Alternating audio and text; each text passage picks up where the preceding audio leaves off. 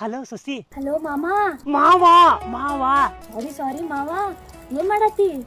ಏನು ಇಲ್ಲ, ಅದ ನಿಮ್ ಶಂಕರ ಕಾಡ್ಸನ ಅಂದಲ್ಲ, ಆ ಶಂಕರನ್ನ ಒಂದ್ ಗತಿ ಕಾಣ್ಸಕ್ ಹೊಂಟವಿ. ಹೌದಾ, ಹೆಂಗ್ ಹೊಂಟಿರಿ? ನಾನು ನಿಮ್ಮಣ್ಣ ಹೊಂಟವಿ.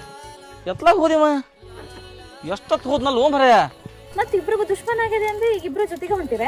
ಅದೇ ಮಾವ ನಾವು ಪ್ಯಾಚಾಪ್ ಹಾಕವಿ, ನಿಂಗೆ ಇದಕ್ಕ? ಆತ್ ಬಿಡಪ್ಪ, ಯಾಕ ಇಬ್ರು ಒಳ್ಳೆ ಗಂಡಸ್ರಾಗಿರಲ್ಲ. ಏ ಹಿಂಗೆಲ್ಲ ಮಾತಾಡ ನೀನು. ಇದ ಖುಷಿನಾಗ ಮತ್ತ ಅಣ್ಣಗೇನ್ರ ಹೇಳ್ಬೇಕಿಲ್ಲ?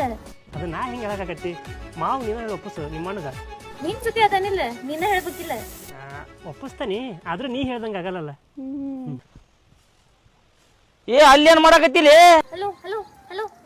ಏನಿಲ್ಲ ಮಾವ, ಅರ್ಜೆಂಟ್ ಕಾಲ್ ಮಾಡಿ ಹಾಕೊಂತಿದ್ದೆ, ಏನೋ ಒಂದು ಫೋನ್ ಬಂದಿತ್ತು, ಮಾತಾಡ್ತಿದ್ದೆ.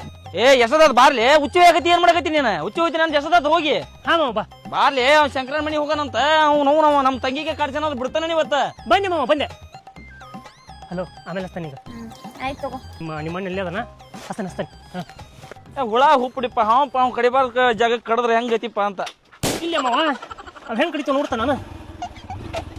10 ಗಂಟೆ ಹಿಡ್ಕ. ಆ ಶಂಕರನ್ನ ಹೊಡೆದ ಒಂದು ಬೀಜ ಒಂದು